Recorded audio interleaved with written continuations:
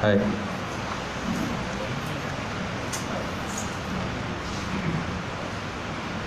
Kita mulakan kuliah malam ni dengan sama-sama membaca kitab Ila Hadratin Nabi Muhammadin Mustafa Rasulullah sallallahu alaihi wasallam wa ala alihi kiram ashabul izam syailah al-Fatihah. A'udzubillahi minasyaitonir rajim. Bismillahirrahmanirrahim.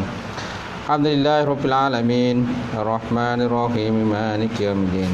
Iyyaka na'budu wa iyyaka nasta'in ihdinas siratal mustaqim. Siratal ladzina an'amta 'alaihim ghairil maghdubi 'alaihim waladdallin. Amin. Assalamualaikum warahmatullahi taala wabarakatuh. Alhamdulillah wahdah sadaqa wa'dah wa nasara 'abdah wa 'azza jundahu wa hazamal ahzaba wahdah. Asyhadu an la ilaha illallah wahdahu la syarikalah wa asyhadu anna Muhammadan abduhu wa rasuluh. Allahumma shalli wa sallim ala sayyidina wa nabiyina wa habibina wa maulana Muhammad wa ala alihi wa sahbihi ajma'in, amma ba'd. Fa inna asdaqal hadis kitabullah wa khairan hadi hadi Muhammad sallallahu alaihi wasallam wa syarrul umuri muhdatsatuha wa kullu muhdatsatin bid'ah wa kullu bid'atin dhalalah wa kullu dhalalatin finnar. Qala Allah Subhanahu wa ta'ala fi kitabil azim ba'da auzubillahi minasyaitonir rajim. Bismillahirrahmanirrahim. Wa la tahsabanallahu ghafilan amma ya'maluz zalimun innama yu'akhiruhum liyaumin tashkhasu fihi al-absar. Sadaqallahul azim. Maksudnya, janganlah kamu menyangka Allah Subhanahu wa taala itu lalai terhadap apa-apa yang dikerjakan oleh orang-orang yang zalim di kalangan kamu. Hanya saja mereka itu ditangguhkan pembalasan azab oleh Allah Subhanahu wa taala sehinggalah kepada satu hari ataupun satu masa mata mereka akan terberiak melihat azab Allah Subhanahu wa taala. Alhamdulillah.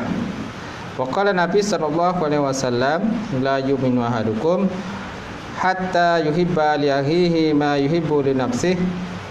Maksudnya tidak sempurna iman salah seorang daripada kamu sehingga dia mencintai saudaranya sama seperti dia mencintai akan dirinya sendiri. Alhamdulillah. Yang dihormati Fadil Tuan Imam kita, tak lupa juga Tuan Bilal, seluruhnya pengurusi surau, jawatan kuasa, sidang jamaah muslimin muslimat, mukminin mukminat yang Allah. Alhamdulillah, panjatkan puji dan syukur Allah Taala kerana dapat bersama pada malam ini, insya-Allah. Minta muslimat ke depan boleh tak? Muslimat, penuhkan depan ni, jangan kasih syaitan-syaitan duduk. Dia ke depan. Jauh sangat tu, tak nampak. Kuat sekali. Boleh kuat dah kuat ni. Mai dah kuat. Ya. Kuat. Boleh dah ada selalu beli ni. Tak apa ya. Dah dah. Dah boleh. Musim tak. Hello. Dia ekor Ustaz. Ha? Dia ekor. Boleh ekor. Ni lagi okey. Boleh. Dia kuat sangat pun tak boleh. Slow sangat pun tak boleh. Slow sangat tak dengar, kuat sangat kan bingit pula kan. Macam tu. Baik, insya-Allah. Jadi malam ini kita sambung kitab kita, muka surat apa tu? 46 bahagian kufur. 46. Okey, pembagian kufur Pembagian kufur ni kita dah sentuh dia tu kan. Dah sentuh dah pembagian kufur. Tak apalah, kita ulang sekali lagi. Saya batuk. Okey. Itu ada muslimat ke depan ni. Jangan kasih syaitan dulu. Kalau lapang kosong syaitan dulu situ. Dia rapat sikit. InsyaAllah. Kita lihat malam ni pembahagian kufur. Aqsamul kufri. Bahasa Arabnya aqsamul kufri, pembahagian kufur. Qala musannifu rahimahullah ta'ala wa nafa'ana bi ulumihi bi darin amin. Telah berkatalah oleh musannif ataupun pengarang kitab, dan telah bermanfaat akan ilmunya insya-Allah dalam dua negara, iaitu dunia dan akhirat. Baik, kufur menurut bahasa Al-Quran dan As-Sunnah kadang-kadang dimasukkan dengan kufur akbar. Kufur menurut bahasa dan As-Sunnah baginda Rasulullah sallallahu alaihi wa ala alihi wasallam kadang-kadang dimasukkan dengan kufur akbar, yaitu kufur yang mengeluarkan seorang daripada agama Islam menurut hukum dunia dan kekal dalam neraka menurut hukum akhirat. Dan kekal dalam neraka hukum akhirat. Ini katakan kufur akbar, kufur yang besar. Yang kedua, kufur asghar. Dan ada kalanya dipanggil sebagai kufur asghar ataupun kufur kecil. Kufur kecil yang dimasukkan dengan kufur kecil ini ialah maksiat atau kejahatan yang tidak mengeluarkan seorang yang melakukan daripada agama Islam dan tak kekal dalam neraka. Dan tidak kekal dalam neraka di akhirat besok. Maknanya dia akan dibalaslah. Dia lebih kepada dosa besar. Dosa besar ni ada 7 cabang kan. 70 dosa besar. Salah satunya yang pertama itulah syirik kepada Allah. Jadi syirik itu termasuk dalam kufur akbar. Syirik termasuk dalam kufur akbar. Tapi yang lain-lain tu yang apa? Dia ada 69 yang lain itu dikatakan sebagai kufur yang kecil. Tetapi kalau kita kekal buat, boleh menjadi dosa besar. Contoh derhaka berapa kan? Derhaka berapa ni termasuk dosa besar. Tapi kalau kita selalu derhaka, dia boleh menyebabkan kepada kufur akbar, kufur yang besar. Macam tu. Kerana kita sentiasa kekal dalam melakukan derhaka kepada bapa. Membunuh manusia yang ditegah daripada bunuh, ini termasuk dalam dosa besar. Dia masuk dosa besar. Tetapi dia bukan kufur akbar. Dia bukan kufur akbar, tapi termasuk dosa besar.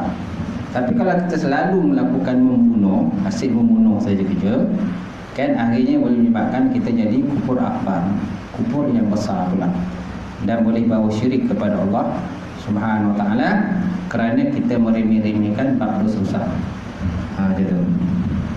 Meremehkan dosa besar. Dosa besar ni banyaklah. Kan 70 cabang sebut lagi tak kabair tu. Antara dosa besar ialah syirik kepada Allah. Kan, tapi syirik ni kita boleh kumpulkan dalam kufur akbar. Yang kedua, sihir, mengamalkan sihir. Yang ketiga, membunuh jiwa yang diharamkan kita bunuh. Mana membunuh tanpa hak. Membunuh tanpa hak ni termasuk dalam dosa besar, tapi dia bukan kufur akbar, tidak, tapi dosa besar. Okay. Dan yang ketiga, makan riba. Makan harta anak yatim. Kemudian menuduh orang lain melakukan zina. Menuduh orang lain buat zina, tapi orang tu tak buat pun. Aja tu. Okey, ini termasuk dalam kumpulan dia dosa besar, tapi bukan kufur akbar, tak. Yang kata kufur akbar tu ialah syirik kepada Allah Subhanahu wa ta'ala saja. Okey. Dan kufur akbar pun hari itu kita dah sebut ada beberapa kategori, dan kufur akbar itu antaranya ialah seperti apa tu? Hari tu pertama, kufur takzib. Ada 5 hari itu. Pertama, kufur takzib, iaitu i'tikad kadzdzaba Rasul alaihi salatu wasalam. Beriktikad berdustanya Rasul alaihi salatu wasalam. Dia beriktikad bahawa Nabi itu merupakan orang yang pembohong, pendusta dan sebagainya. Sedangkan Nabi bukan seorang yang pendusta, pembohong. Dia seorang yang sidik, bercakap benar. Maka Allah Ta'ala sebut dalam Quran, faman kazzabahum bima ja'u bihi zahiran wa batinan faqad kafara. Maka mereka itu pada apa-apa yang mereka bawa, sama ada secara zahir ataupun secara batin, faqad kafara, maka sungguh orang itu termasuk dalam orang yang kufur kepada Allah Ta'ala. Okey, itu yang pertama. Yang kedua, kufur istikbaran ataupun al-iba.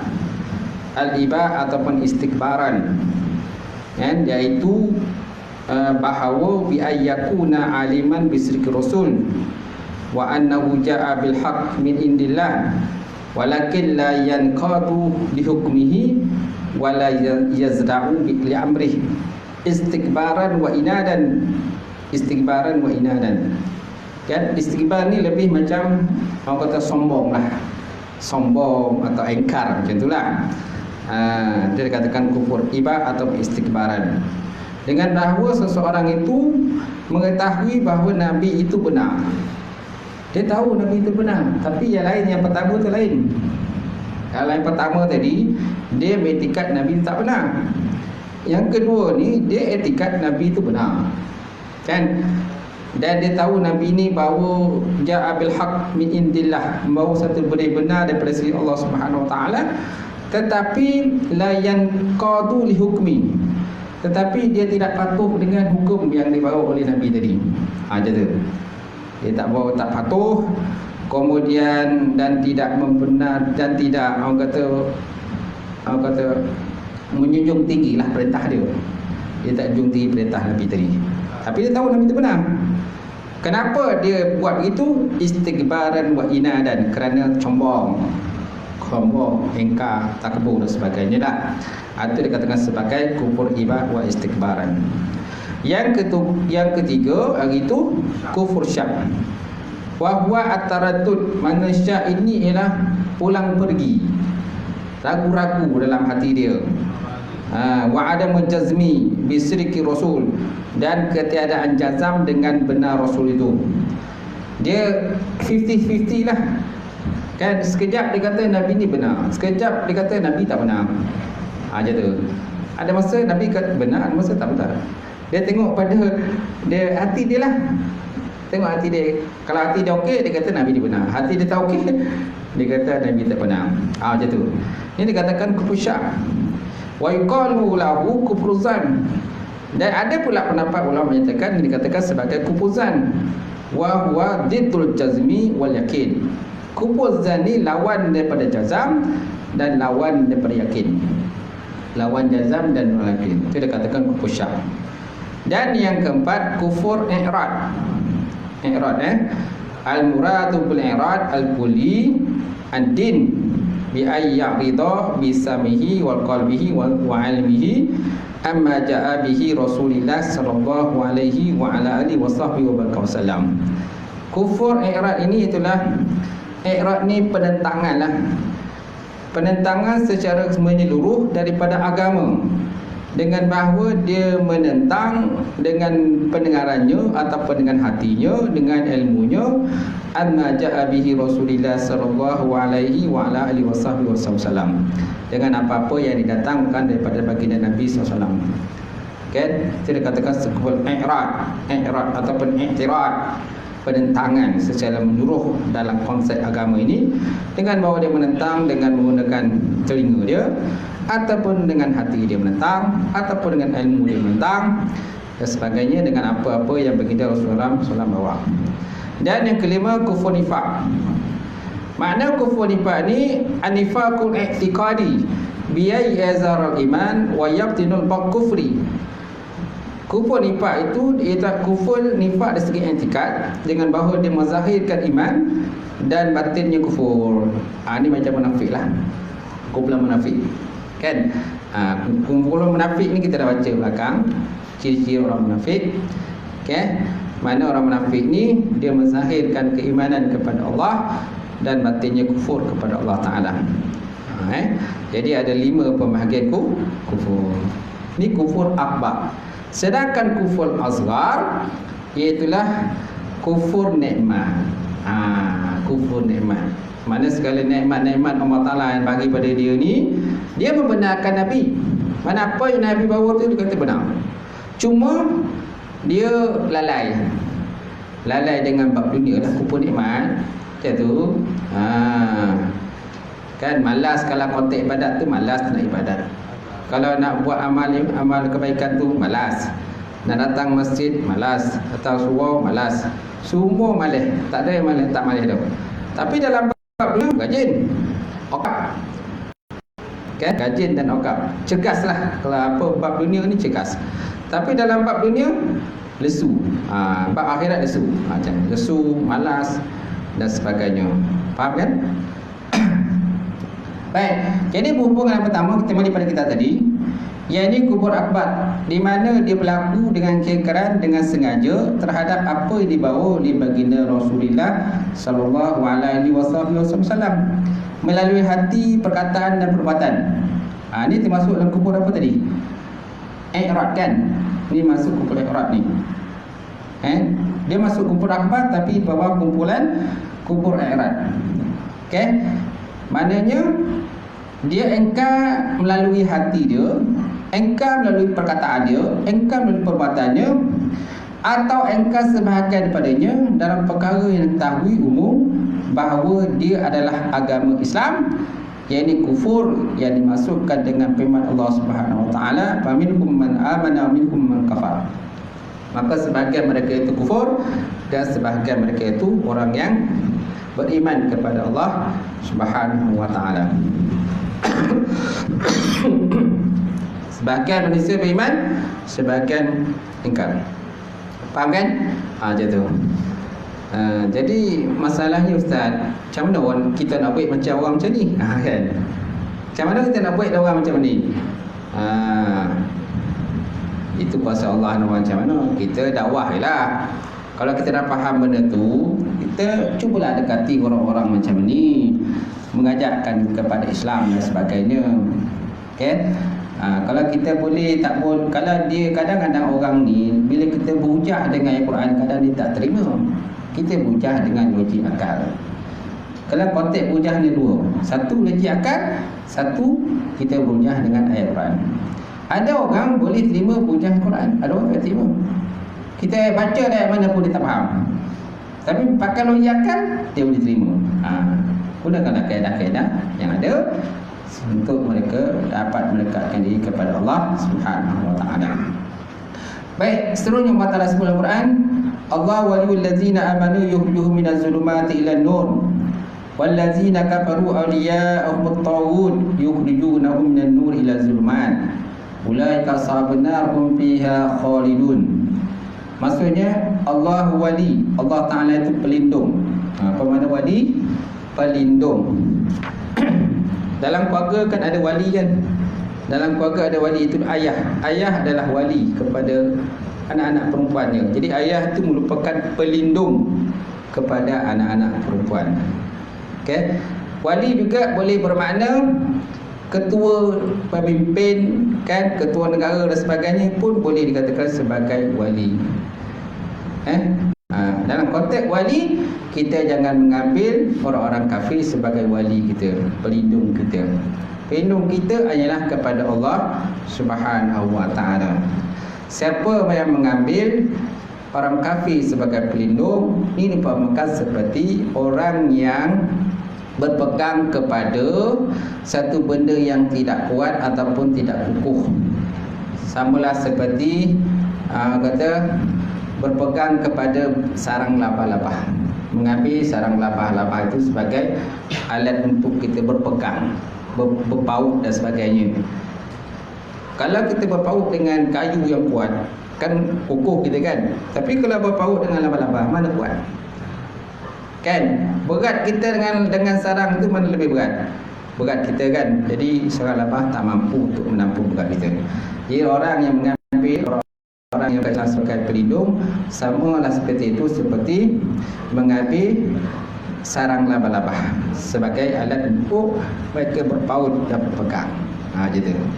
Masalul ladzina takhuzu min dunillahi awliya kama sali ankabut ittakhuzu baita Wa inna awhal buyut la baitul ankabut. Sesungguhnya perumpamaan Allah Ta'ala, orang yang mengambil kepada Allah selain Allah Ta'ala itu sebagai pelindung, mereka itu nampak bekas seperti labah-labah yang membuat sarang. Sesungguhnya sarang yang paling lemah ialah sarang labah-labah. Sarang labah-labah, kan? Jadi. Tapi kalau sarang labah-labah itu banyak, susah juga kita nak buang. Tak. Kalau sarang labah-labah itu satu je, senang buang. Kalau banyak sarang labah-labah, susah tak buang? Susah. Kait sana, kait sini, kait sini. Susah juga. Gitu. Jadi kita jangan ambil sebagai labah-labah itu sebagai pemaan, sebagai sarang untuk kita berpaut. Jadi kita hanya memohon perlindungan kepada Allah. Allah melindung bagi orang beriman. Dia memulakan mereka daripada kegelapan, kekafiran kepada cahaya iman. Dan orang-orang yang kafir, pelindung mereka adalah tagut. Apa makna tagut? Berhala. Apa maksud tagut? Berhala. Kan, yang memulakan mereka dari cahaya kepada kegelapan, kekafiran. Mereka itu nak di neraka, mereka kekal di dalamnya. Boleh? Ulaika ashabun nar hum fiha khalidun. Mereka itulah penghuni neraka dan kekal mereka itu dalamnya selama-lamanya. Jadi yang kita nak ambil pelindung ni dengan siapa tuan-tuan? Allah, bukan dengan selain Allah. Banyak kalangan kita ni mengambil pelindung kepada selain Allah, dengan jin, syaitan, patung berhala. Betul tak? Benda-benda selain Allah lah.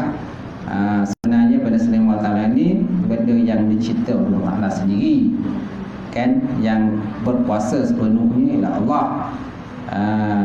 Patung berhala tu apa dia kuasanya? Tak ada kuasa.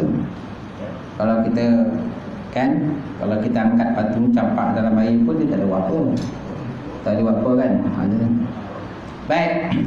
Seterusnya Allah Ta'ala sebut dalam Al-Quran, kaifa yahdillahu qauman kafaru ba'da imanihim wa syahidu anna ar-rasula haqqun wa ja'ahumul bayyinat wallahu la yahdil qaumal zalimin.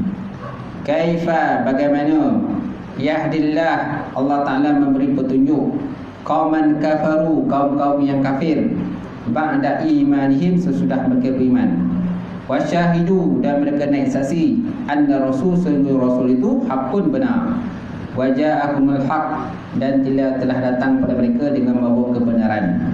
Wallahu la yahdil qaumaz zalimin. Allah Ta'ala tak beri hidayah petunjuk pada orang yang zalim. Allah Ta'ala tak beri petunjuk pada orang yang zalim. Siapa yang mengambil selain Allah Ta'ala sebagai Tuhan, itu termasuk orang zalim. Kerana konteks orang zalim ni banyak jenis. Tidak berhukum dengan Allah Ta'ala pun zalim juga. Allah Ta'ala sebut dalam Quran, kan? Allah Ta'ala sebut dalam Quran, dia kata, wa man lam yahkum bima anzalallah fa ulaika humuz zalimun. Barang siapa yang tidak berhukum dengan hukum Allah, maka termasuk dalam kumpulan orang yang zalim. Orang yang zalim. Cuma Allah sebut Quran tu jelas. Okey. Jadi dalam konteks zalim ni banyak jenis. Sama ada zalim pada orang lain, pada diri sendiri pun kadang-kadang zalim juga ada manusia. Tak buat ibadah, tak cari bekalan untuk akhirat, pun zalim juga. Melewatkan waktu solat pun zalim juga. Betul tak? Kekal dalam buat dosa dan maksiat, zalim juga. Ini pun termasuk zalim. Kerana pembahagian zalim ni luas. Zalim ni bukan hanya sekadar kita fitnah orang saja. Banyak kalau kita bila fitnah orang tu zalim. Tapi zalimnya banyak jenis. Tak hukum Allah, hukum Ta'ala pun zalim juga. Kita sebut dalam surah Al-Maidah. Baik. Jadi berhubungan yang kedua, yakni kufur asghar, di mana termasuk dalamnya maksiat yang dilakukan seperti disebut oleh baginda Rasulullah sallallahu alaihi wa ala alihi wasallam, man khalafa bi ghairillah faqad kafara. Man khalafa bi ghairillah, barang siapa bersumpah dengan selain Allah, faqad kafara, maka sungguh dia telah kufur. Bersumpah dengan mambang, hai si mambang, kan, demi si mambang, demi kekuatan si mambang, demi kekuatannya ada pada hantu jemalang dan sebagainya. Jadi bersumpah pada selain Allah, jadi maka termasuk dalam kufur. Mana mensyirikkan Allah Subhanahu wa taala juga.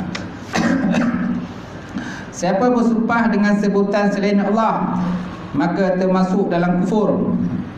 Ada kala juga disebut dengan kufur nikmat, bukan kufur i'tikad. Kalau i'tikad tadi yang kufur akbar. Kufur akbar termasuk kufur i'tikad. Kan? Nifaq termasuk dalam kufur akbar tadi kan? Ada berapa jenis kufur akbar tadi? 5 kan? 5 kufur akbar. Okay? Kalau sebut kufur nikmat, ada termasuk dalam kufur asghar, kufur saghir, kufur yang kecil. Kufur nikmat ni orang jenis orang terpedaya. Suka melewat-lewatkan solat. Suka contoh kalau apa aurat tu, suka meremeh-remehkan aurat. Suka meremeh-remehkan aurat. Kan aurat lelaki antara pusat dengan lutut. Tapi sengaja kan angkat kain. Angkat kain, borak-borak pergi kenduri, sengaja angkat kain tunjukkan aurat ke orang lain. Kalau perempuan tu sengaja beri hair. Sekejap pakai tudung, kejap tak pakai tudung. Ada juga macam tu. Ada masanya taat, ada masanya tak taat. Sekejap pakai tudung. Hari ni kena pakai tudung. Ini dapat taufik hidayah. Semalam tak pakai tudung, semalam tak dapat taufik hidayah. Kan? Besok pakai balik. Lepas tu tak pakai balik. Kan? Boleh pakai, boleh tak pakai. Macam tu. Mana seolah macam bermain-main dalam hukum Allah Subhanahu Wa Taala. Ini Allah Ta'ala murka. Baik, antara kufur nikmat ialah tidak bersyukur kepada Allah. Tak syukur pada Allah. Segala pemberian Allah Ta'ala dia tak pernah bersyukur. Dia kata nak syukur ni tunggu banyak. Kalau sikit tak payah syukur. Macam tu. Dia masalah syukur ni tak semestinya banyak. Sikit pun nikmat kita dapat, syukurlah. Walaupun contohnya secawan air je. Secawan air sejuk, nikmat juga kan? Macam tu. Ataupun contohnya tak sampai cawan pun, suku cawan je lah. Suku cawannya, suku gelas je air terdapat. Yang lain orang pun nak minum juga. Air tak banyak. Contohnya waktu tu darurat kan, darurat panas, musim kemarau, air tak banyak. Jadi air ada pun hanya cukup keperluan, masing-masing pun nak minum. Secawan je, segelas je. Jadi kita dapatlah suku. Orang lain pun dapat suku, yang lain pun dapat suku. Kan? Walaupun sikit, alhamdulillah. Kufur tak, kita tak masuk dalam kufur nikmat. Tapi kalau kita tak bersyukur, walaupun sikit, termasuk dalam kufur nikmat. Apalagi kalau nikmat tu banyak. Bertimbun nikmat ni.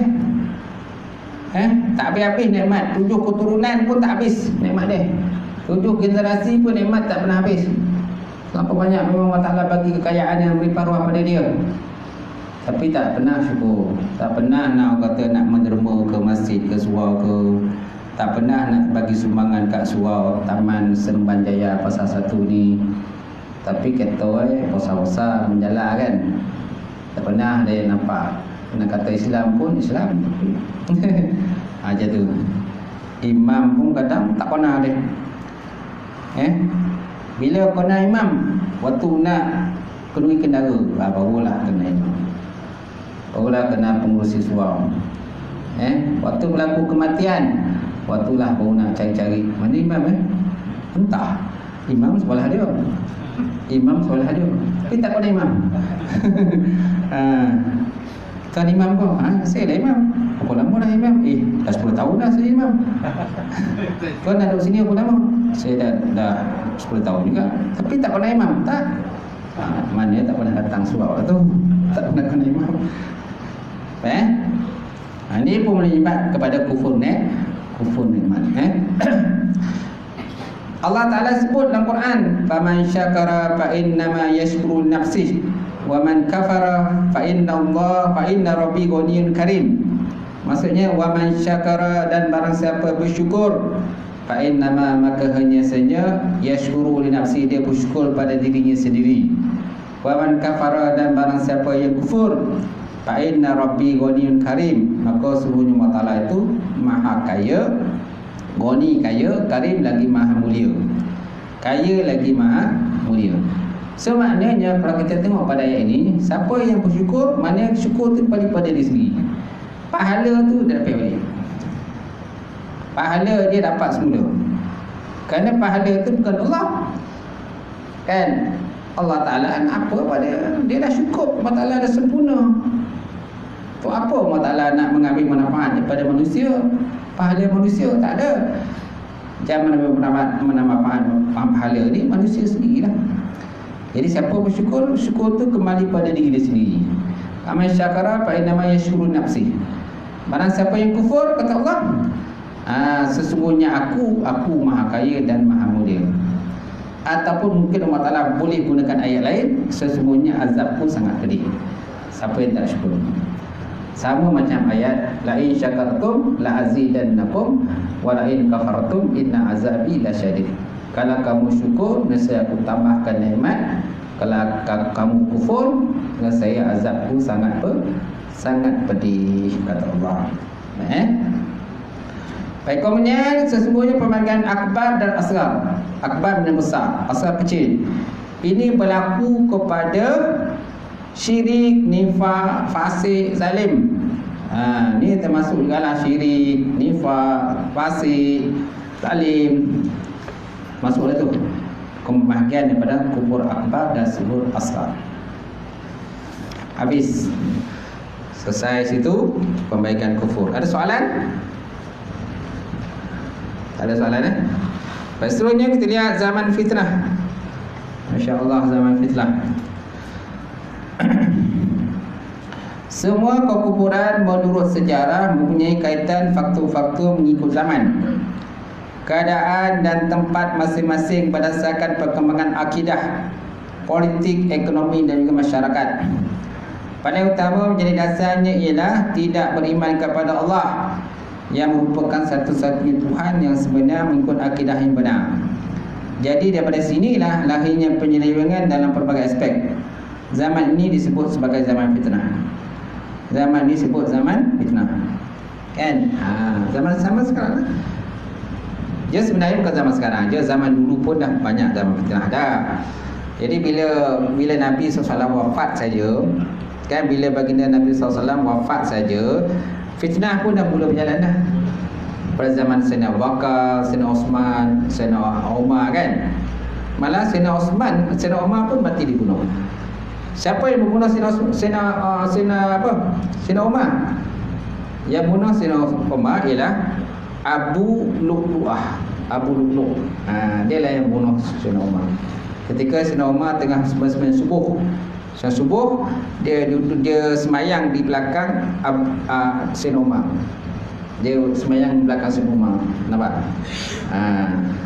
Maknanya dia berpura-pura taat pada Umar, tapi sebenarnya dia punya sifat dendam pada Sayyidina Umar lah. Tak pasti apa sebab dia dendam, adalah sebab-sebab tertentu dia dendam pada Sayyidina Umar. Ada yang nyatakan bahawa antara dia dendam itu sebab dia punya puak dia dulu kalah dalam peperangan. Maka dia berdendam pada Sayyidina Umar lah. Macam tu. Jadi dia bunuh Sayyidina Umar ketika Sayyidina Umar sembahyang subuh, dia duduk belakangnya, dia tikam lah. Jadi ada guru atau guru pada anak-anak tak betul mengatakan bakat sidik siapa jahat ke antara aku bakat sidik, kata aku jahat, aku bakat sidik dan wajah Abu bakat sidik nama baik-baik. Dia kata ada Abu bakat sidik, mana yang jahat antara Abu dengan Bakar dengan Sidik. Abu Bakar Sidik. Dia pakai sama lagi. Kilas.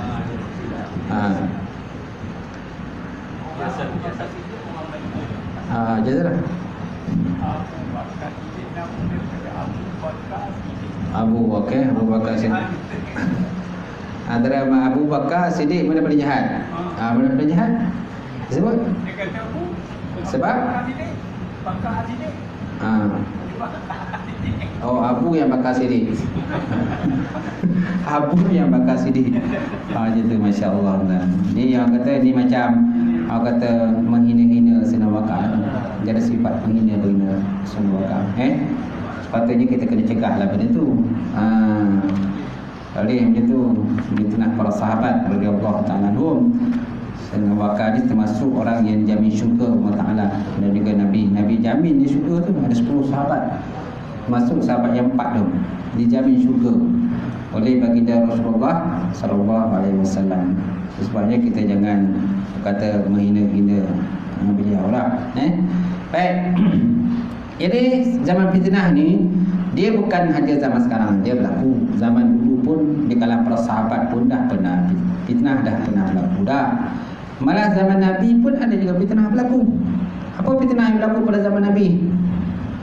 Fitnah yang berlaku kepada Sayyidatina Aisyah radhiyallahu taala anha. Dia difitnah. Kan? Yang dia punya kalung tu terjatuh tu, kan, maka dia tertinggal dalam hubungan tu, dia balik semula kepada unta dia. Dia dapati Nabi dengan para sahabat semua telah pun kata meninggalkan tempat tersebut, balik ke Madinah. Akhirnya Sayyidina Aisyah pun tinggallah seorang-seorang di padang pasir, sehingga ditemu dengan seorang sahabat yang bernama Safwan. Sahabat tu jumpa, dia tengok, Masya Allah, ini Aisyah kan. Maka dia ada 2 unta masa tu, ada 2 unta. Aisyah naik satu unta, dia satu unta, balik ke Madinah. Sampai Madinah, maka orang pun boleh bercakap-cakap lah. Kawan sama sekali yang kata yang fitnah ni ialah Abdullah bin Ubay. Dialah yang menyemarakkan api fitnah. Itulah Abdullah bin Ubay, ketua kepala munafik. Sebenarnya zaman Nabi pun dah berlaku fitnah dah. Apalagi pada Sayyidina Umar. Sayyidina Umar mati dibunuh. Sayyidina Osman pun juga mati dibunuh. Okay? Lepas tu pada zaman Sayyidina Ali berlaku peperangan Siffin dengan Sayyidatina Aisyah. Kemudian berlakunya peperangan Ali dengan Muawiyah. Kumpulan Ali dengan Muawiyah berperang. Kan, sehingga kan ramai kalangan para sahabat yang terbunuh dalam peperangan itu. Sehingga orang kata Sayyidina Husain, cucu kepada Nabi Muhammad SAW, terbunuh dalam peperangan itu. Yang peperangan di Karbala. Akhirnya itu yang kuat Syiah yang mengagung-agungkan peristiwa Karbala tadilah. Jadi berlaku fitnah. Zaman sekarang pun masih lagi banyak berlaku fitnah yang tidak pernah habis. Sebenarnya kelakian fitnah ni tak pernah habis. Selagi mana ada usia dunia ni, selagi itu fitnah masih akan berlaku.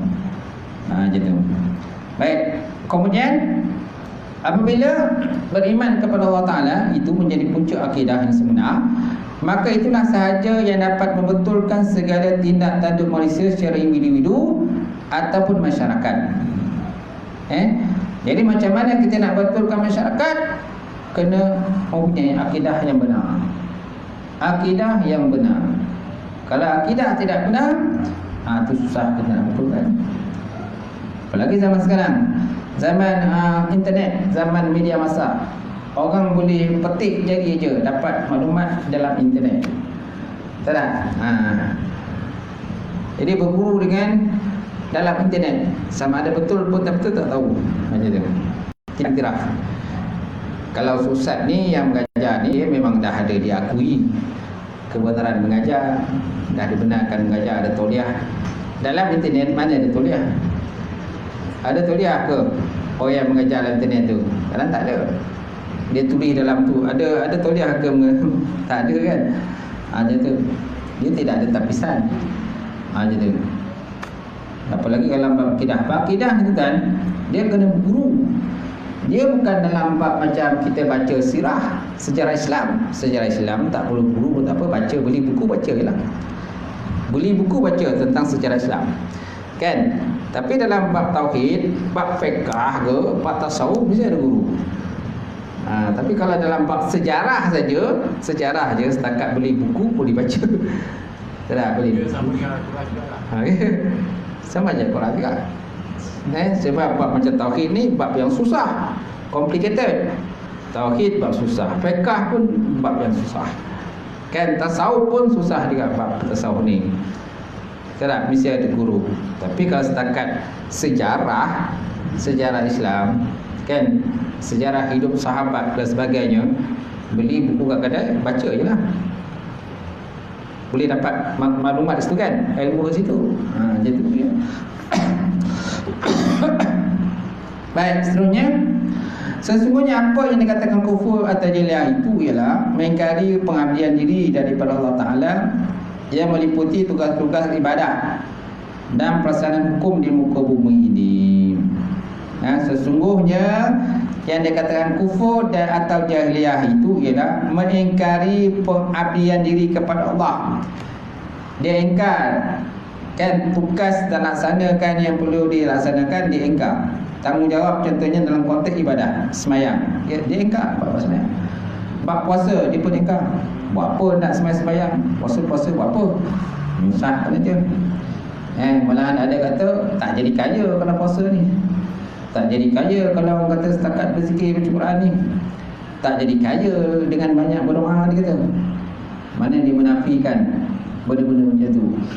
Dia hanya ikut kepada logik akal dia saja. Itu yang banyak orang jatuh kufur. Kufur dalam keadaan dia tak tahu dia kufur. Itu yang bahaya tu.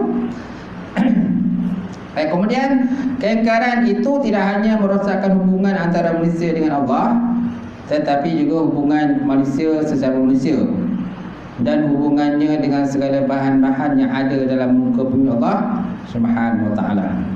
Dia boleh merosakkan hubungan dia dengan Allah, hablum minallah, hablum minannas. Hubungan dengan Allah dan juga hubungan sesama makhluk. Sebab apa? Sebab dia tak tahu fungsi dia sebagai manusia. Dia tahu hanya hidup dalam dunia, makan minum tu je yang terfikirkan. Makan minum berkahwin, dan kalau boleh nak himpunkan harta sebanyak mungkin. Dia tak tahu apa tugas dia hidup. Sedangkan tugas manusia hidup untuk beribadah kepada Allah. Wa ma khalaqtul jinna wal insa illa liya'budun. Tidak aku jadikan jin dan manusia itu melainkan untuk beribadah kepada aku. Habis Ustaz, kalau ibadah je bila nak kerja? Ada juga orang tanya tu. Allah Ta'ala kata, aku hidupkan manusia di dunia ni untuk ibadah. Habis bila masuk nak kerja, asal ibadah aja. Kerja lah, tapi niat kerja untuk ibadah. Itu kan? Niat kerja untuk ibadah. Kerja tetap kerja. Kalau tak kerja, apalah walai. Dapur kan tak kuasa, tak kerja. Rumah kan sesilap, rumah minta cerai. Bor ni bang, boreh tak ada. Boreh tak ada, lauk tak ada, bil api tak bayar, bil telefon tak bayar, semua tertunggak. Tersakit jiwa kan, rumah, isteri sakit jiwa kan, minta cerai. Nampak? Kita pun mengilasan, kan Allah Ta'ala lantik kita ni untuk beribadah. So abang pun beribadah lah. Beribadah lah. Jadi tak adalah buat kerja lain. Macam tu. Salah lah macam tu. Kan? Mana dalam konteks dunia bekerja tetap bekerja, tapi niat beribadah. Kita bekerja siang malam petang kan, niat beribadah. Kalau tak ada niat ibadah, habisnya tu lah. Sia-sia lah. Hanya dunia lah. Gitu.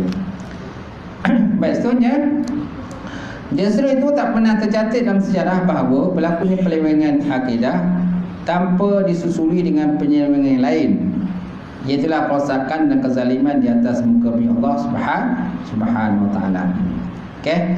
Jadi tak pernah tercatat dalam sejarah bila berlaku penyelewengan akidah tak berlaku penyelewengan lain. Tak pernah. So maknanya bila berlaku penyelewengan akidah akan membawa kepada penyelewengan yang lain. Mana akidah tu asas tonggak dia. Bila akidah yang benar, insya-Allah yang lain pun akan benar. Bila akidah tak benar, artinya jadi banyak. Kan rasuah sana, rasuah sini, mencuri sana, mencuri sini, fitnah sana, fitnah sini. Tak? Sebab akidah dia tak betul. Akidah tak betul. Kalau akidah dia betul, kan, apa saja berlaku pada dia redha. Redha kan, tapi yang penting usahalah dulu. Usaha dulu. Tapi bila dia tak usaha, akhirnya tak percaya juga, mana dia redha lah keputusan Allah Ta'ala tadi. Bagi orang yang akidah tak betul, jenis yang tak redha ni, dia asyik menyalahkan orang lain. Macam tu. orang tu salah, orang ni salah, semua salah. Yang ke dia ni macam mana? Dia benar, orang lain semua salah. Ni yang tak betul tu. Macam tu. Ataupun kalau pada dia tu halal, pada orang lain haram. Dia aja seorang halal. Dia kata kalau pada dia boleh ambil duit tu, orang lain tak boleh ambil, dia saja yang boleh ambil. Kan, mana menghalalkan benda yang diharamkan oleh Allah Ta'ala. Sebab apa? Antaranya punca akidah lah. Akidah dia tak betul. Akidah dia tak betul. Dia tak merasakan Allah Ta'ala ni ada dan memperhatikan apa yang dia buat. Dia tak merasakan macam tu. Kalau orang akidah yang betul, dia sentiasa merasakan bahawa Allah memerhatikan apa yang dia buat. Setiap saat dan ketika dia rasa adanya orang Allah Ta'ala perhatikan, adanya para malaikat yang tulis kan apa yang dia buat, kan catat apa yang dia buat. Tak ada, yang mana besok akan ditunjukkan, besok akhirat esok akan dibuka, tunjuk balik, flashback balik lah apa yang kau buat kat dunia dulu. Jam sekian, pukul sekian, tempat sekian, kan, waktu sekian kau buat apa, di mana, semua akan dibuka balik lah. Macam filem kan, tunjuk balik kan. CCTV tu kan, CCTV kan, ada tak CCTV tu? Tak ada. Lepas tu kau dah pasang CCTV. Tak tahulah, kalau orang sini mungkin dia punya tawakal dia tinggi, jadi CCTV tak payah pasang. Tempat lain tuan-tuan, banyaklah surau masjid pasang CCTV. Semua baik. Aku bagus. Tempat lain tuan-tuan, semua ada CCTV. Kan? Macam tu. Dia ada pakej murah tu. Ada pakej murah, ada mahal. Kita tengoklah mana pakej kan. Sekurang-kurangnya kalau ada orang masuk dalam surau pecahkan duit tabung, kita tahulah, buka balik tengok, ni orang si Mamat yang ambil ni kan. Tak sangka dan sebab ada je ni kadang-kadang berpura-pura juga. Pura-pura datang ke surau sembahyang. Waktu tu pula orang yang tak ada. Contoh waktu duha. Waktu duha mana ada orang? Waktu tu lah dia masuk sembahyang duha. Dah habis sembahyang sunat duha, dia pun mengelisah kan, cari tabung kan. Agak ada duit dalam tabung ni kan. Macam tu. Dia pun jolok lah. Buat lagi. Macam tu. Ada jenis macam tu, berpura-pura kan. Kita doakan orang tu dapat taufik hidayah lah, macam mana. Kadang bukan orang sini tu kan, orang tempat lain. Yang buat tu kadang orang tempat lain. Tak daripada mana datang dia, kita pun tak kenal. Kan? Kalau orang sini kita kenal lah si Mamat ni. Ni tak kenal langsung. Baik, sambung lagi. Bukan akidah itu ada, tetapi adanya semata-mata adalah tidak mencukupi, tanpa menggerakkan manusia ke arah benar-benar melaksanakan hukum Allah Subhanahu wa taala.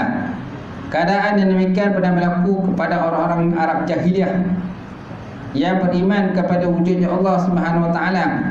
Seperti firman Allah Subhanahu wa taala, "Wa la in sa'altahum man khalaqas samawati wal ard la yaqulunna Allah." Qul alhamdulillah bal aktsaruhum la ya'lamun. Maksudnya, wala in sa'altahum, dan jikalau kamu bertanya kepada mereka siapa yang menjadikan langit dan bumi, nescaya mereka menjawab Allah. Kamu tanya siapa ni? Orang kafir. Kalau kamu tanya orang kafir siapa yang mencipta langit dan bumi, mereka jawab Allah. Qul, kata oleh Muhammad, alhamdulillah, segala puji bagi Allah, bal aksaruhum la ya'lamun, kan, tetapi kebanyakan mereka itu tidak mengetahui. Insya-Allah. Boleh. Ini satu ayat yang menyatakan bahawa orang-orang kafir itu menyatakan bila tanya mereka siapa mencipta langit dan bumi, Allah. Tetapi ada lagi ayat-ayat lain pula menyatakan bila tanya siapa yang berkuasa, patung. Siapa yang mereka sembah? Patung. Bukan mereka sembah Allah. Jadi pada zaman jahiliyah pun ada di kalangan Arab ni masih lagi mengamalkan ajaran agama Nabi Allah Ismail dan juga Nabi Allah Ibrahim AS. Sebelum Nabi dilahirkan, orang-orang Arab ni masih lagi ada yang mengamalkan ciri-ciri peraturan-peraturan agama Nabi Ibrahim dan juga Nabi Ismail. Tetapi dalam konteks yang sama, mereka juga sembah patung. Sembah patung buat juga. Lepas tu mengerjakan haji umrah pun mereka buat jugalah. Mana dua benda mereka buat serentak macam tu. Kemudian ada masa pula mereka buat korban contohnya kambing ke unta, kan? Korban tu mereka korban dua korban, contohnya dua ekor kambing mereka korbankan. Satu kambing ni untuk berhala, satu ekor kambing lagi mereka korbankan untuk Allah. Kan? Mana dalam konteks yang sama dua pekerjaan mereka buat. Kan? Satu korban untuk patung, satu korban untuk berhala. Gitu. Tetapi ada masanya pula mereka tukar. Yang korban untuk patung ni mereka serah pada Allah, mereka korban untuk Allah mereka tukar pada patung pula. Tukar-tukar. Ada masa pula yang korban untuk Allah ni mereka cancelkan. Kan? Kambing yang B ni mereka korbankan untuk berhala. Gitu. Yang kambing A untuk berhala, kambing B tu asalnya untuk Allah, mereka tukar korbankan untuk berhala. Gitu. Mereka boleh suka-suka tukar macam tu. Boleh suka-suka lah. Gitu. Itu Arab Jahiliyah dulu lah. Sebelum datangnya kelahiran baginda Rasulullah sallallahu alaihi wasallam. Bila Nabi SAW lahir, kan, dan dilantik sebagai Nabi Rasul, Nabi kata yang ini tak boleh. Kalau nak korban hanya pada Allah Ta'ala, tak boleh pada patung berhala. Gitu. Jadi benda tu orang kata dah sepati kepada mereka. Jadi mereka susah nak tukar. Nabi kata tak boleh bagi sembahan pada berhala, kepada Allah Ta'ala saja, kena korban kepada Allah. Tapi mereka oleh kerana mereka tu dah lama hidup macam tu, dah bertahun-tahun mereka mengamalkan budaya macam tu, jadi mereka susah nak tukar. Mereka kata Muhammad membawa ajaran baru, dia kata. Itu yang mereka tentang. Tapi yang ikut tak ikut lah. Kan? Yang beriman tak beriman dengan Nabi, yang masih yang tak ikut tu contohnya Abu Jahal, Abu Lahab tu dia tak ikut. Jadi kerana benda ni dah sebati dalam hidup mereka. Jadi habis tuan, askor dah pengajian malam ni, insya-Allah kita akan tantang tersambung. Sesungguhnya mereka tidak beriman. Wallahu a'lam.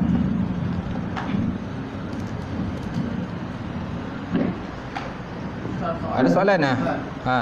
Yang kita ada wali ni. Wali. Kita politik lah. Berfikir bahawa pemimpin yang bawa KTV lah. Yang pemimpin yang bawa KTV macam baru yang akan kita pakai nak politik lah. Tapi belum ke atas lagi. Maksud kita. Ada dosa pasangan. Yang bawah ni Cina. Yang atas ni. Dia tengoklah, kapi pun ada dua jenis.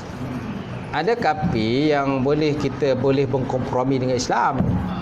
Ada kapi yang tak boleh berkompromi dengan Islam. Dia tak boleh tolak ansur Islam. Yang tak boleh tolak ansur tu yang tak boleh kita nak undi tu. Tapi yang boleh bertolak ansur lagi lah, kan? Maknanya tak ada lagi pemimpin, kan? Dan itu pun orang kata keputusan jamaah. Kalau satu keputusan jamaah yang kuat, so kalau itu yang diputuskan, kita pilih apa yang diputuskan, dengan syarat pemimpin tu yang kita pilih tu dia tak benci pada Islam, dia tak tentang Islam, kan? Kalau memang jelas dia tentang Islam, tak perlulah tuan-tuan pilihlah yang lain. Macam tu.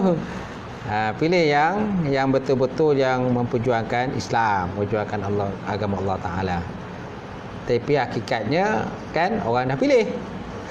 Orang dah pilih kan. Kita nampak pun kan siapa yang dipilih. Macam tu. Kalau ikut pada siapa yang dipilih lah, kita nak buat macam mana kan. Macam tu. Kerana hati manusia ni masing-masing punya hati. Kita kata pilih yang ni, tapi orang lain kata pilih yang ini. Dalam konteks orang kata dalam Malaysia ni, siapa yang majoriti dia menang. Siapa majoriti menang. Siapa minoriti dia kalah. Dalam konteks pilihan raya kan, siapa yang banyak undi dia menang. Siapa dia kalah. Itulah. Walaupun kita cakap macam mana pun, kan, dia tengok undi siapa yang banyak. Kata. Kan? Cuma kita boleh beritahu macam tu lah.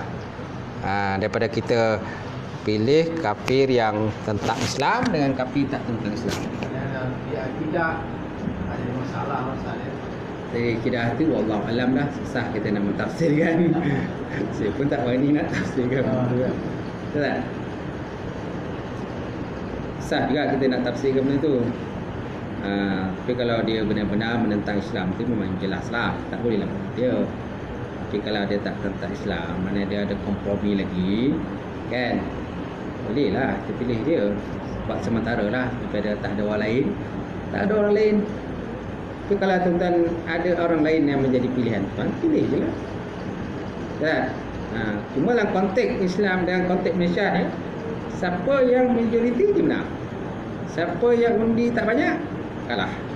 Itu je lah. Gitu. Dan dia pun ada kesan. Dia ada kesan dalam konteks politik juga. Kerana orang ni akan jadi calon dalam parlimen, dan dia jadi wakil parlimen dan wakil dunia juga, dia akan jadi wakil. Dia pun ada peranan besar dalam parlimen. Dia undi pun dikira juga. Betul tak? Undi dikira. Pandai-pandai lah, kan? Kerana menimbang-nimbang perkara tu, kan?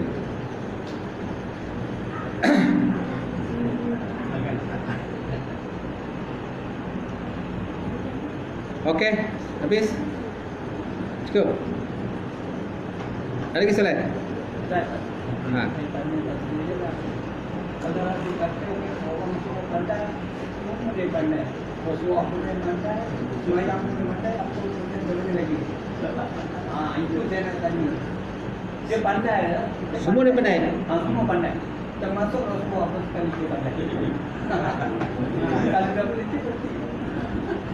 Kalau orang kata dia pandai, mana dia bodoh? Kalau dia kata dia semua serba-serbi dia pandai, sebenarnya orang tu bodoh. Itu je. Kan? Sebab dia buat tak pakai akal. Gitu. Kalau sesiapa yang mengaku dia pandai, orang lain semua tak pandai, maknanya dia bodoh. Dia bodoh lah. Itu je. Sama juga macam orang tu mengakui dia bijak. Dia bijak ke? Dia betul. Dia je betul, orang lain semua tak betul. Maknanya dia tak betul. Sebenarnya dia tak betul. Itu ya kesimpulan dia. Kan? Orang yang betul sebenarnya, biasanya jarang, kan? Jarang mengakui dia betul. Dia benar. Dia selalu kata sahabat yang benar, orang lain benar, dia salah. Itu orang yang betul sebenarnya, orang yang benar. Dia selalu membenarkan sahabat dia. Selalu mengalah. Kalau orang jenis tak nak mengalah ni, sebenarnya dia tak betul.